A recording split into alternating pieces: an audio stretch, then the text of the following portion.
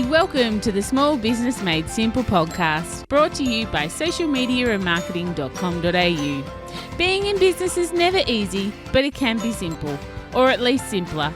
Join me, your host Jen Donovan, every week where we focus on marketing, social media, and working towards simplifying your business. You with me? Let's do this. If you're gonna dream it big, 'cause someone out there listening. Everyone's got a voice to give, and it's time I heard you whistling, 'cause there's no point at all, in dreaming small.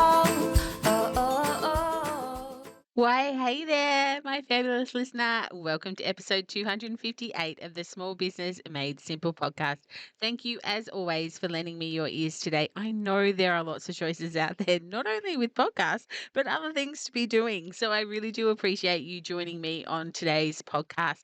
I have a brilliant guest for you. Her name is Emma Lovell. She's a personal branding expert, and I know you are going to love this conversation. But if you are enjoying this conversation, I would love you to take a screenshot and share it on your socials and tag me and let me know that you're a listener, because stats for podcasts are really, really quite bad, even though they take a lot of energy to do. So I love to get to know my listeners on all the platforms. So I would really appreciate you doing that.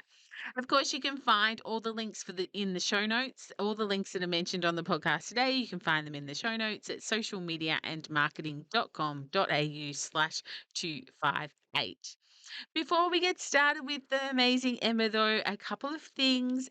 Firstly, did you get a chance to listen to last week's episode?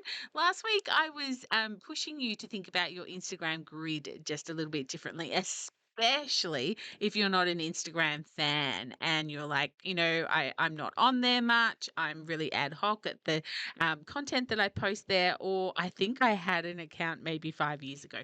Go back and have a listen to episode 257. It just might make you think a little bit differently when it comes to your Instagram grid. And of course, I wanted to give a shout out to this week's podcast sponsor. This week, we are sponsored by Thriday. So if you're tired of wasting time on financial admin, then Thriday could be the way to simplify your business. Thriday is a next-gen accounting platform that automatically reconciles your expenses, calculates your tax, and chases up overdue invoices. You can control it all from one place, and imagine how much time, effort, and energy that could actually save you. Business finance doesn't have to consume you, so in their words, become a Thridayer and live your best life. You can find it at all the W's, thriday.com.au, and Thriday is spelled Thriday. Thank you so much, Thriday, for sponsoring this week's podcast episode. And of course, if email marketing is one of those things on your to-do list for 2023, we are fast running out of time. So I've got my 4-week email marketing masterclass starting in September. Go and have a look at that and see if it is the program that you need to kick your email marketing butt in 2023, so that you have this stuff down pat by the time we get 4 weeks into, or I guess, into September and October, heading into the busy season, or perhaps the season where you like to wind down, depending on whether you're service based or retail based. You can, of course, find all the information, including prices and times and dates for the 4-week email marketing program at bit.ly/email masterclass with Jen, or like I said at the start, come to the show notes and find the link there. Today, as I mentioned, I have an amazing business friend and an awesome businesswoman, Emma Lovell from Lovely Communications. Emma is a coach, a speaker, a writer who specializes in personal branding. Her mission is to help women show up and shine so they can attract the work and life that they want. Emma gives women the tools and support to grow their business, become an authority, and build their own unique brand. She's the host of not one, but 2 podcasts. So Lovely Travels, and Lovely is spelt like her surname, so it has 2 L's at the end. And Live and Love Your Brand podcast, to which I was a guest on a few episodes ago. So make sure you go and check out those podcasts and hear more of Emma's amazingness over there. Wherever possible, she combines her passions for business and travel together, and she sees life as one big adventure. I can't wait for you to hear Emma on the podcast and our conversation about personal branding. So let's get into it. Here's Emma. Perfect. Emma, I'm stoked to have you on the podcast today. Thank you so much for giving up your time and coming for a chat. Oh, my pleasure. The only challenge will be keeping it succinct because we could talk about everything for a long time. Yeah, I think my guests might be a little bit used to that, but unfortunately, they don't get to hear the really great intakes and outtakes. But one of these days, that could be a whole podcast in itself, couldn't it? Just, the pre-conversations and the Oh, the pre-chat's always post-conversations. good. And we're like, stop talking because this is the juice. Like, stop it. We can't. Or we always go, as we were talking about earlier, and everyone's like, what were you talking about earlier? And Yeah, you weren't. You weren't. Anyway, for my amazing listener who might want to know more about you or may not have come across you, can you tell us a little bit about what you do? So I am Emma Lovell, and I'm a coach, speaker, and writer. I'm based on the Gold Coast in Queensland, and I've been Sad. running my business for 14 years. So started out in PR, marketing, social media, copywriting, all the things. Yep. Few too many things. If you asked me if I could do it, I could do it. So at my 10-year mark, I started to focus on personal brand. So I loved working with people and I loved messaging and communication. So basically, I just packaged up all of those skills and then helped individuals to promote who they were, to get clear on who they were, and then to be able to build the confidence to then talk about themselves and to build connections through being you, really. So I help people be themselves. Ah, beautiful. I love that. And my audience is probably about to roll their eyes and go, I know Jen's going to say something like human marketing, and she's going to absolutely love this conversation, which is so true. My beautiful listener, I am going to love this conversation because I think from the outset, previous to running my marketing business, I had a retail business. I sold the retail business. I went into business with my mentor that I'd had into his marketing business. So I did all the social media talking and keynoting, and he did the other sort of marketing type of thing. And the one mistake that I made was I built his brand and not mine. I really Yep. concentrated on building up his brand through LinkedIn, through socials, all of this, and didn't really build my own. And then, of course, as history has it, that partnership kind of dissolved rather quickly, not bad, but just rather quickly for, different circumstances. And I found myself kind of starting from scratch. Yeah. Like people in my world knew me because we had a membership, but the outside world really didn't. And it was the number one mistake that I think that I made back then was I didn't build my brand alongside the business's brand, which now is why I guess I'm so passionate about building that personal brand. But is that what you see, that so many people sort of build their business and forget to build Yeah. their branding? Yeah, and I'm never going to sit on my high horse or my ivory tower and go, I've got it nailed, because I get the reminder myself. And sometimes I go further the other way. So I've kind of had the opposite story of like people didn't necessarily always know what my business does, but they're like, go to Emma Lovell, she's awesome. So Yeah. I have a strong personal brand and that got me through, but I sometimes was relying so much on the referral as opposed to having, because I didn't really, I guess, feel like the business brand had strength, then I wasn't marketing the business. Like, I was operating more really as a freelancer and sole trader and contractor, which is great. It got me through the first 10 years of my business. I bought a house, I traveled the world. I'm fine. But it was like in terms of wanting to scale and wanting to leverage my time, then I had to have more of a business. But I use the example of Richard Branson as a really great, I know there's a bit big example to go with, but we know Richard Branson's businesses. We know his business brand, which is Virgin, and he's created Virgin Records. At one point he had Virgin Brides and Virgin, like a Coke. But we all know the airline. That's probably one of his most signature things. But Richard Branson, I'm using my hands, I know it's a podcast, but Richard Branson is over here as Richard Branson, the person, and Virgin, the brand, is over here. Like they're two separate things.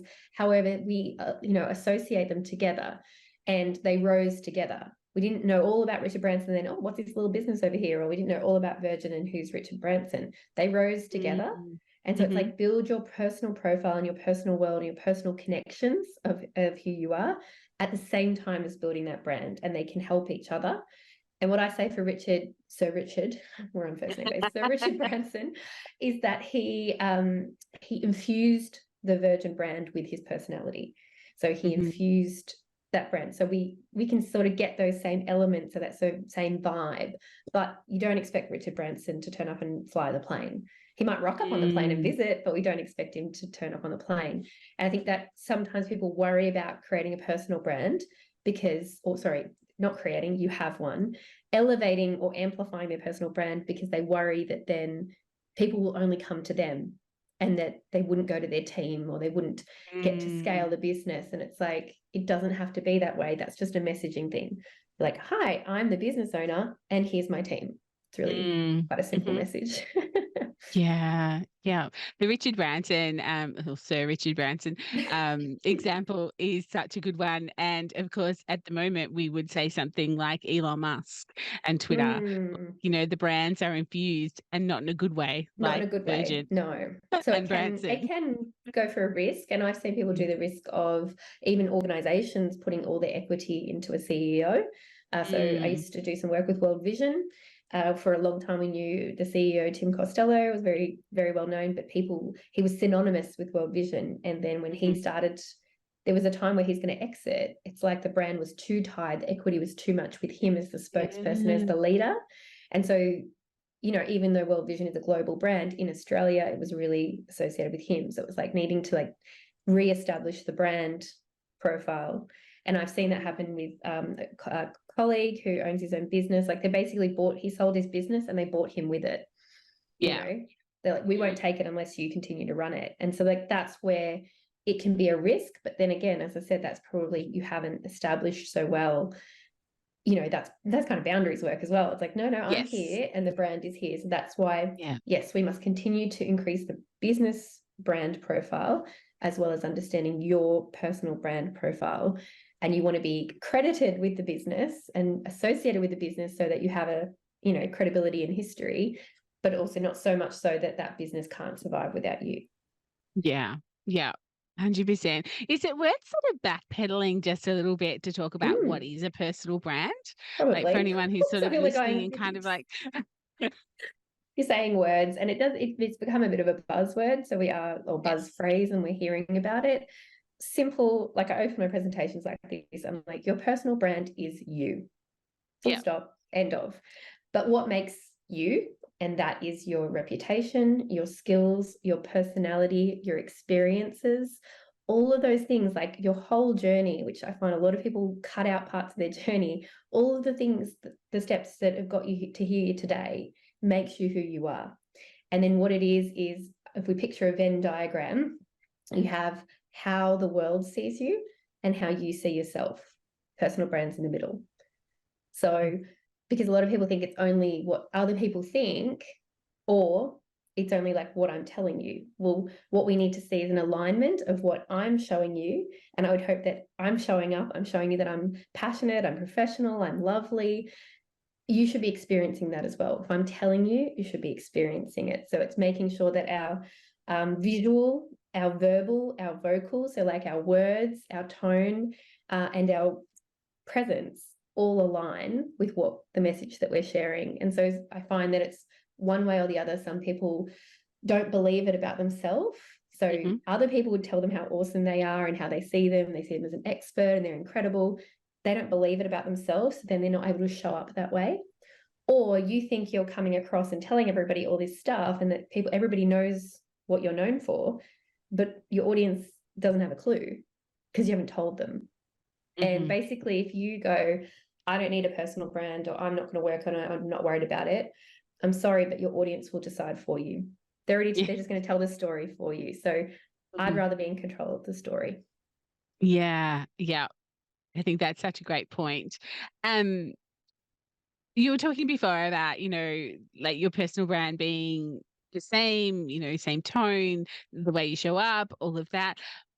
One problem that I see is people showing up differently on, let's take social media platforms, for Mm. instance, on different platforms, or the person that I see on Instagram when I go to their website, there's a real disconnect as to the way they talk or the way I'm reading or the messaging and things like that, which then I guess, confused buyers don't buy. And, if people, I guess it takes away an element of trust if their Trust. brand isn't Mm. succinct everywhere. What do you see, and what do you think, people who are listening might be able to do about something like that? They feel that there is a brand disconnect if you look over all of their marketing or all of their channels. Well, yeah, first and foremost, like one of the first steps I take with any of my clients is a brand audit. And basically, that's just go and look at what you've got out there. Like, we can't know where we're going if we don't know where we are. And Mm. sometimes you might be doing better than you think. Like, I have people Mhm. like, I don't shop at all, I don't do this. And when you actually go for a little look, you're actually doing quite well, but maybe it's not as, you're not saying, say I say I'm a speaker, but then I have nothing to demonstrate that I'm a speaker. It's like, well, then I need to put up more photos of me with a microphone. If people Yes. go, like, hello, I've got a giant microphone, I'm a speaker. If you don't tell people that, they wouldn't know. But I actually have a free resource which I'm happy to give your audience, Jen. Yeah, It's a brand please. audit. It's a Yeah. brand audit checklist. And it's like, Google yourself, look at your socials, look at I even get people to look in their inbox and look at how people are like, I don't have leads, I don't have sales. How proactive are you being? Are you just sitting there waiting, or are you actually reaching out? Does your email signature say how to contact you and have your details? Does it have a photo of you, which you can now do?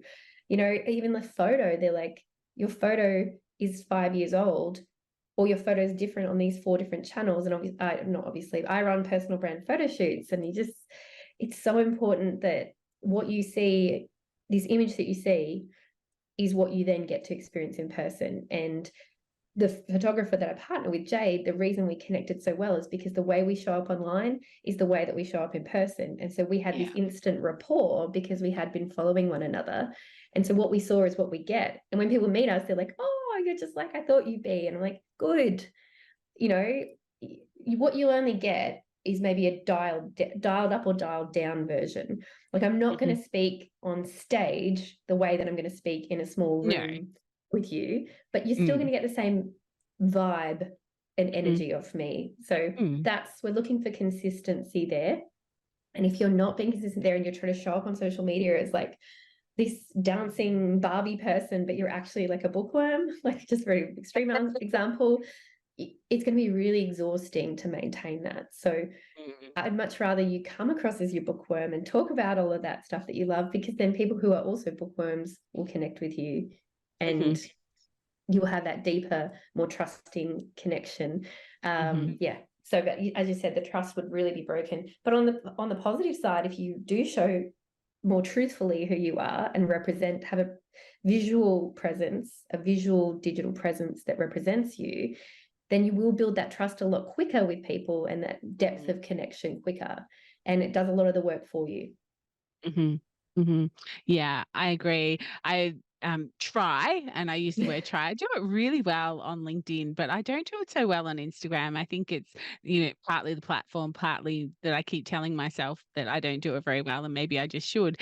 But if someone connects with me on Instagram, I'll go and try and send them a little message through DMs. Thanks so much for connecting. Hope you're having a really great day.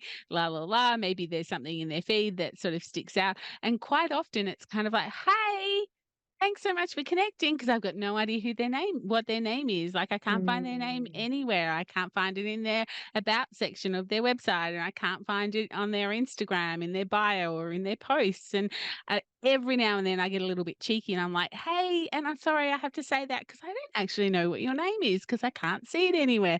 And often they'll come back and they're horrified. They're like, oh my God, I didn't realize that my name wasn't anywhere. And I don't think that it's purpose. Like, I don't think they really mean it. I think they just assume that, That's everyone obvious. knows who I am. People have been to your website. Like, you actually have to assume that people know nothing. Like, that's what I said with the email signature. I know it's coming from your email, but if you're reminded, because you might be part of a group email, and I've had in the past where people are like, reached out to me and they've said, we're on this chain, but you're the only one who has contact details, so I had to contact you. I was like, great, but it has all my other channels. And then if you go to those channels, you have to assume that they haven't they haven't seen you before anywhere. So I'm going to introduce myself at the top of that page. I'm going to introduce myself at the top of my Facebook, even in my LinkedIn bio. And I did a masterclass for a writers group, and I said, in your bio, you can choose third person or first person, but I would say your name at the top of your bio. I know that it says LinkedIn, you come to Emma Lovell's page, but you've come down a little way. My bio says, hi, I'm Emma Lovell, or nice to see you, I'm Emma Lovell, or Emma Lovell is, if you're going to do third person. But I just use your name. And when you introduce yourself, be kind to the person you're talking to, and don't assume they know who you are, and say, oh, hey, Jen, it's Emma Lovell. Hi, Jen, Emma Lovell. We met another time. Then you're going to go, oh, Emma. Yeah, just don't rock up and go, what do you mean you don't know who I am? Seriously. Yeah. Yes. Come here. I will tell you to shamelessly, like, I write it on my wall. Like, your name is important. It's important to you, and it's to say it out loud. I think and people say a really great tip I heard was when you go to conferences or events or a thing where they ask for questions, you can actually stand out in the room by being one of the first to ask a question. And when you ask that question, say your name. Yeah. So, hi, Jen, loving the presentation. I'm Emma Lovell, and I have a question for you. Oh, hi, everyone. I'm Emma Lovell. My question is, and someone comes up later and goes, oh, Emma, right? I like your question. Yeah, beautiful. I love that tip. So for my listener who might be nodding along going, this is really great, I really should show up more often. I hear Jen talk about human marketing and showing up all the time, but you were talking before about, perhaps people who don't believe in themselves or don't believe in this whole personal branding. What's the one piece of advice or the biggest piece of advice you could give someone who's really just wants to show up, I guess, and understands the value in showing up, but just can't? Yeah, and I think this where there's two ideas here, but one is, maybe it's just finding the platform that works for you. I do feel like we need to have a digital presence, but this is where things like photos can come in so handy. It's like if video or talking and the thought of being on this podcast is like hurting your soul, photos could do a lot of the work for you. So having photos that truly reflect you now would be a really great way to be able to just to show up without having to do a video or a speaking or whatever. But people do want to work with people. I don't want to work with a logo, and then you do need that trust factor. So, but behind that is really a confidence thing, isn't it? So one of the ways that a really lovely little confidence booster is to just kind of do, again, it's like an audit with your audience. And I love this exercise. So it's the 3 words exercise. So you go to 5 people in your network. That could be, I try and choose different people. So one from your family, one a friend, one work, one colleague or a client, and ask them without too much, babble. If you were to introduce me to somebody who'd never met me, what are the 3 words you'd use to describe me? And then get them to send that back. And so often I find that these words, people can't believe that people have such a high opinion of them or see them in that light that they don't see themselves. And they can see all these words and go, yeah, oh, wow, that's really lovely. And that's so nice. And then I go, okay, now you say them. You say, I am intelligent. I am an expert. I am knowledgeable. I am beautiful. I am creative. I am fun. And they can't. So it's like, you're actually not believing that about yourself. Why would the audience believe it if you don't? So go and get some data, your market research, go and get some data and understand that the world's already seeing you in a much higher light than you think. So once you get that, I hope that would build your confidence a bit to go, yeah, you don't have to go and write those words. These are like your little arsenal to go, yeah, it's okay to show up because so-and-so said that I'm an expert, or so-and-so said, and you might just need that little help from them until you can believe it yourself. Yeah. I think that's really good. There is a reason why when we're at school, the teachers would do that exercise where everyone had to write something nice about every person in the class and that sort of thing. And it's the same idea, to not only build confidence, but to see how people think of you in a different light, things that you perhaps didn't realize, people were taking notice of or thinking about you. And I have a client who she has bright pink hair and has this really fun, funky, like wears funky clothes, and she's got this course, and me and another colleague described her as a rebel, and she's like, this is so weird. Like, why do you call me a rebel? Like, I'm such a rule follower. I'm like, you have friggin' pink hair and tattoos, like, and you started a business as an entrepreneur that's rebellious. So your attitude is, and maybe it's not the way you associate with a rebel, but I was like, yeah, I'm like, you're a bit of a badass. And she's like, no, I'm like the rules follower. So, but she was so shocked by that impression she was giving. And I was like, you can either try to break that, or you can play into it and go, yeah, I'm out there. Yeah, I'm doing things different. If you want to do things different, come and do it with me. Like, it would be attracting people that she's showing up that way. Yeah. I remember listening to a podcast quite some years ago now, from Amy Porterfield, who has Online Marketing Made Easy, I think is her podcast. And she was talking about a photo shoot that she was doing, and it was a bit of a, how to show up for your photo shoot and how to get things right and that sort of thing. And then she actually disclosed on that podcast that she had a couple of nips of, some whiskey just to calm her nerves down. And I thought, whoa, if someone like Amy Porterfield, needs to calm her nerves before a photo shoot, there's something in that for all of us. Do what you have to do. For her, it was, a couple of nips of whiskey or whatever to calm her nerves in order for her to show up the way she wanted to in this particular photo shoot.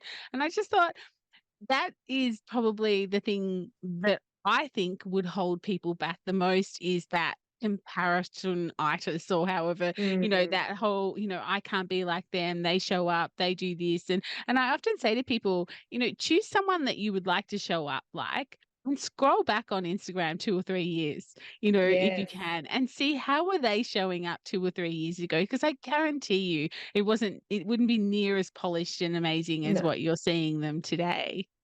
Don't compare your day one with someone's day 100 or 1,000 or 10,000. I mean, like I said, I've been in business 14 years. I can show you a presentation I did from 10 years ago when it was like, to do the promotion, she was like, just do a video for me. And I used like a colored filter, and like they had this like thing. It was like, I don't even know what the program was at the time, but it was like, maybe it was iMovie or something. I was like, oh, this is fun. I can make 4 squares of myself. I could do a promo like that. I'm like, oh. And then Instagram came back and I was like, I was ahead of the time. These filters, see, that's cool. That was cool 10 years ago. But I'm like, but I don't know, whatever. I was doing a speaking gig and I was promoting it. And it's like, I don't feel shame about that. I'm just like, oh, how funny. Like, how funny. I did it. I wouldn't do that now. Maybe I would. Don't know. Maybe you would. It just wouldn't. That's right. You could use that now. Maybe you didn't have the funds, like I think as well, sometimes people talk about, like, they think of say photo shoots or any sort of service, like getting someone to help you with social media or your marketing, like that's only for those people. That's only, I'm gonna have to spend a lot of money. But there are service providers for all different budgets and for all different levels. And when my first photo shoots, I mean, a big level up for me was paying for photo shoots, because I used to do contra. So writers have that lovely skill of words that sometimes visual people lack.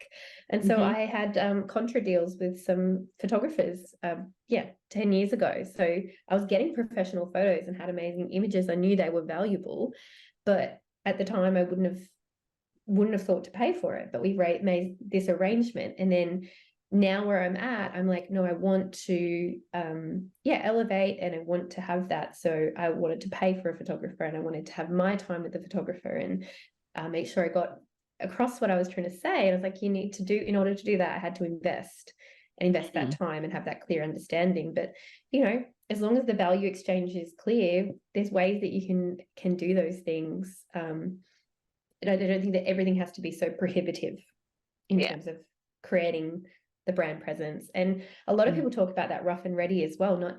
Not everyone's attracted to the super polished as well. Yes. Like super polished, super aesthetic feeds, it is quite intimidating for some people. So they like that you do a selfie here or there, or that you just jumped in the car and did your video because that's all the time you had. And I think there's a lot of mums in business who would really appreciate and connect with that. And then when somebody does start elevating and start to kind of want to, I don't know, mature their brand, they lose those connections because they're like, oh, I don't connect with that sort of more Yeah. chic, and that's okay. Mm. That's what, Yeah. a real point is, like, not everyone's going to like you. You don't like everyone else. Like, you don't like I know. everyone. That's really hard, isn't it? But, That's really hard to I'm like, reconcile. thank you. When somebody doesn't, if somebody comes along and they're like, oh, you're too, I mean, today I'm wearing a hot pink top, I'm wearing pink nails, I've got a rainbow thing behind me, I wear sequins often. If you don't like that, I am not for you. But I'm not going to Yeah. stop doing all that so that you feel Mm. more comfortable. I would just say, go and find someone else. I know someone else who's working in personal branding, who's very polished, very chic, wears, blazers more, and kind of has like that magazine vibe. And I'm like, I think it's fantastic, but Yeah. maybe they're more for you. Or Mm. so maybe you want someone who's more sweary and more like, yeah, I don't know, more like rebellious, and I'm more like Barbie. So, it's like this whole Oppenheimer Barbie, but it's like, well, you could have both. Just Yeah. pick your vibe and go with Yeah. that.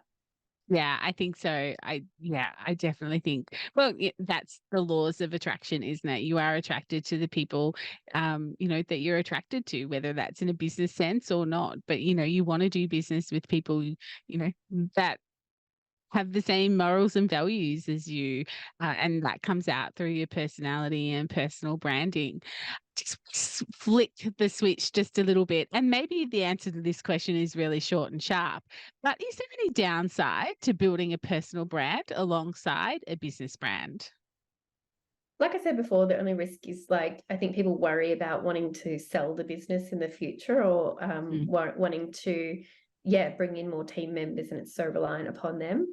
But as I Mm. said, there's a messaging element there. And it's just that, again, we don't expect Richard Branson to fly the plane or to do the Yeah. PR or to, I don't know, he's not in accounts. Like, you don't go, so Richard Branson, I want a refund on my flight. Like, that's, people understand. And if they don't understand, where we could see it play out badly is, like, say, Ellen DeGeneres, and she had that whole kind personal brand thing, and she came out and said, don't ever take on a brand of being kind, because if you're ever not Not kind or kind. human, Yeah. then it gets shut down. And whether it was her or the culture, and it could have been the team, but then her name's on the door, and it's the Ellen Mm. show. So, and maybe she was unkind, maybe she's human. I appreciated that speech. People like her or don't. I thought that was a great response. And she's like, I didn't even call myself. You all said I was the kindest person. Like, I didn't choose this. But I think she does show up with a lot of kindness. But there's also times where, I'm sure you'll get me, some days I'm not in a very lovely mood. But Mhm. generally, I aspire to be lovely. That is the brand I try to, and I think with your personal brand, it's aspirational. Like, don't go with what the reality is. It's like your values aspirational. We're Mhm. trying to live up to those values. And there are times where we're not quite there, but don't Mhm. then bring the bar down so much. Like, aspire to be the best version of you that you can be. And that's what we're trying to show up with. Mm. Went Yeah. off course a bit, but No, no, I think that's a really great answer, because I think, there is it, and for me, I would say it's a bit of work as well, trying Mm. to build a personal brand alongside a business, and we only have so many hours in the day, but I think it's recognizing the power of having that personal brand and what that personal brand can do for your business, could do for your leads, can do for your profits. Once you start Yeah. to recognize all that, it becomes something you're willing, I guess, to invest that time and energy into, even though you're kind of like, oh, I only have a certain amount of time, to run my business. There's only a certain Mm. amount of hours in the day. But I think it's seeing the power of it, I guess, flicks that switch for you. Well, maybe we haven't made the connection there as well, in terms of, like, how that benefits you. So, like I Mm. said before, I think there was so much strength in my personal brand, but maybe not so much strength in my business, like my business delivery and offering. And I'll announce something here that will be announced by the time this episode comes out, but I'm actually rebranding, I put inverted commas, or shifting my brand. I'm going to start working as Emma Lovell, because my business is Lovely Communications, but it no longer makes sense, because Lovely Mm. Communications doesn't deliver the services. Lovely Communications doesn't create these offerings. Emma Lovell does. And so Yes. what I offer and the way I work, which is coaching, I offer personal brand photo shoots, I offer retreats, I do training on retreats. I speak, that all comes from me and from under my brand banner. And it makes it a lot easier if I'm at the top of the page or if my name's on the door to then show off those offerings, as opposed to when I ran a communications business that offered the services of PR, marketing, copywriting, and social media. So that's the evolution I've gone on. Now, what's always been great for me is through all of this evolving of my business is that, as I said, people know that Emma Lovell, they know me and they know whatever I'm doing, I can deliver. So that's really helped me. And so if you are to go through a shift or you decide you no longer want to deliver the service that you deliver, then having that people know your reputation, your skills, your experience, that you're just a good person or like that you're trustworthy, then no matter what you're offering, then you can be referred or recommended. The way that you do this is like networking. So we talked before about Jen and I actually met in person at a conference, seen each other online, but to actually meet in person, it kind of solidified that connection and then made it easier to arrange something like a podcast. So me just reaching out to Jen on an email or on an Instagram may not have been I might not have been the right fit, but because we met in person, it sort of got the vibe. It was like, oh, sure, yeah, we could do a podcast together, So yeah. I think that's where then the personal bit comes across. Whereas if I had gone up to Jen and gone, lovely communications, and we could do this and we can do that, and we should have lovely communications on the podcast, you'd be like, cool, like, okay. One day, give me a call. Yeah, just send me a proposal on that. If someone says that, then it's not going to happen. But also, I would just say that, I don't know, for me, the whole, it's not what you know, it's who you know, has been proven throughout my career, and not in a nepotism, not in a like, boys club kind of way. It's just that, of course, if you're asking me for a marketing expert, I'm going to tell you about Jen over the 800 other people I don't know. A copywriter, who am I going to recommend? I know 5 copywriters. There's thousands of copywriters, but I'm going to recommend the ones that I know. So that's where the personal brand and knowing them on that level, I would then recommend their services. Yeah, absolutely. I think that is just that was a really great way to tie up all of what we've spoken about today. Around the whole personal branding. Clearly, for my poor listener, she realizes, or he realizes, or they realize right now that Jen and Emma certainly are on the same page as far as this go, and we could talk forever about personal branding. For my audience, or for my listener who's tuning in, how can they get in contact with you? What's the best way to reach out if they want to talk a little bit more to you about all your amazing services that you offer? Absolutely. So my website's going to change. So the name will change. Just in case I get the URL wrong, I might not announce it. So, but you can hopefully. I'd say you can Google me, but Emma Lovell's quite a popular name. So I'm going to say go to LinkedIn, Emma Lovell. I have big blonde hair. I'll probably be wearing something bright, so you'll usually know that. My bio is coach, speaker, writer. So LinkedIn, Emma Lovell.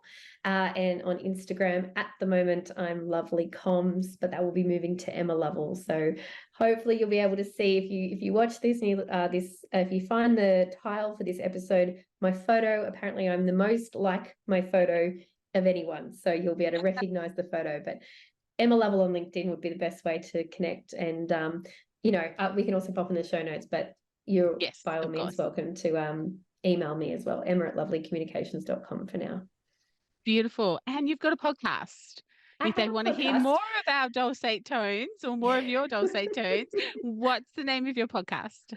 It's going to change. So it's currently Live and Love Your Brand, but it's going to be the Emma Lovell Show. And the shift should be happening before this one comes out. So if in doubt, Live and Love Your Brand or the Emma Lovell Show.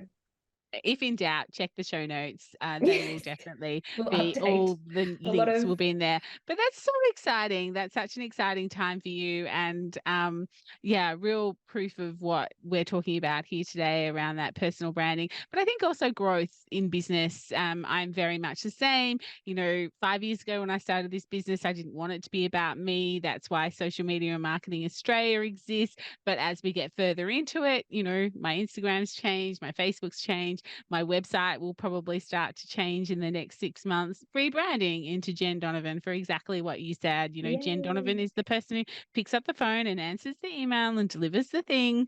Yeah, so why shouldn't it be that? So I think it's the evolution of business. If you're listening to this going, no way, nothing is ever no way. It's the evolution of the way you think and what you see and, your business as it goes through the years. It's maturing, elevating, acclimatizing. I got told this guidance about 4 years ago when I was Yeah. working with a business coach, and I just wasn't ready. And then I had this epiphany in November where I was ready.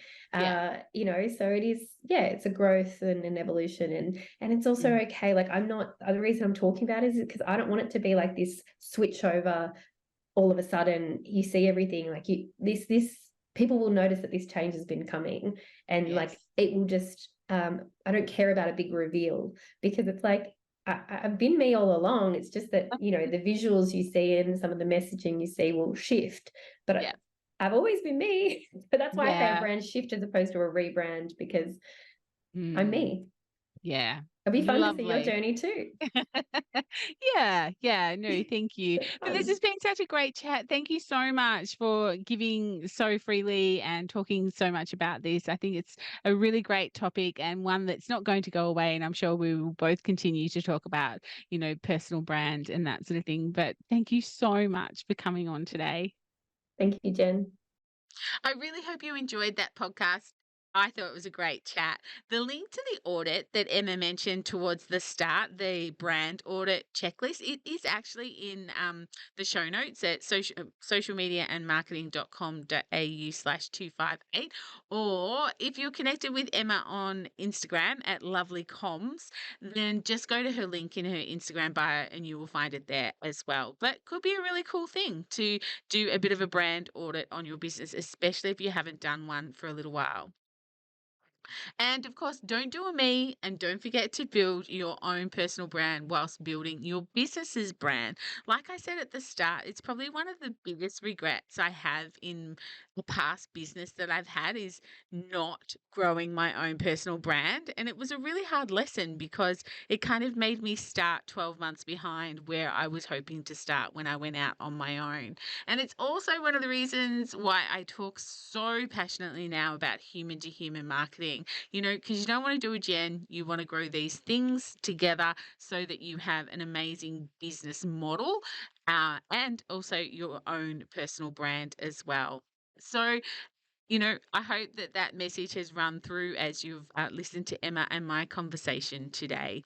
If you'd like to continue the chat, then you can always come and join the Like-Minded Business Owners Facebook group over on Facebook. I'd love to see you over there if you're not in that community already. But that's it. That's it for another episode. That's it for episode 258. If you loved this episode and found it valuable, please go and check out Emma's podcast and maybe leave her a rating and a review when you've listened to some of those. And I would love for you to leave me a rating and a review as well, because one of my goals is to reach more people with this podcast this year, and you can help me achieve that by leaving a review. Thank you so much in advance. I will see you next week on the podcast for episode 259. The year is just flying. And thanks, of course, to Thriday, the next gen accounting platform that automatically reconciles your expenses, calculates your tax, and chases up overdue invoices, for being the podcast sponsor this week. And of course, don't forget about my email marketing masterclass. If you can't find the link, come to the show notes or go to my website and you'll find it on the homepage there. But in the meantime, if we aren't hanging out on social, let's get social on social. You find me on Instagram, Facebook, and of course, LinkedIn. But whatever you do, remember, my small business peep, as my opening song says, there is no point in dreaming small. No time like the present. Tell it like you feel it, say it proud, be true, and let us see you for the star that you are.